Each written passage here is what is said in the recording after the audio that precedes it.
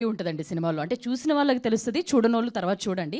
ఇప్పుడు మార్పు చెందొచ్చారనమాట ఆయన ఇన్‌షర్ట్ కిందకి తీస్తే. ఏంటండి? అంతేనా? Yes madam, thank you. అందరికీ నమస్కారం. మేడం గుర్తు చేసినట్టుగా యాక్చువల్గా నేను ఈరోజు అదే గెటప్లో మేము అందరి ముందు మాట్లాడాలని అనుకున్నాను. నా సంతోషాన్ని వ్యక్తపరచాలని అనుకున్నాను. సంతాన ప్రాప్తిరస్తు అనేది ఒక ప్రతి మహిళకు కావలసినటువంటి ఒక అంశం. అటువంటి సున్నితమైనటువంటి ఒక కథా వస్తువుని తీసుకొని సంజీవ్ రెడ్డి గారు అద్భుతంగా తీసినటువంటి సినిమా సంతాన ప్రాప్తిరస్తు. మేము ఆశించినట్టుగానే సినిమా విజయవంతమైంది. మీ అందరి అభిమానం పొందింది. ప్రేక్షకులందరూ చూసిన వాళ్ళు బాగుంది అని ప్రశంసిస్తున్నారు. అది చాలు.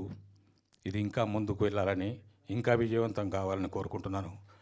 ఈ సినిమాలో నాకు అవకాశం ఇచ్చినటువంటి నిర్మాతలకి, దర్శకులకి, నా తోటి నటీనటులకి, సాంకేతిక నిపుణులకి అందరికీ ధన్యవాదాలు.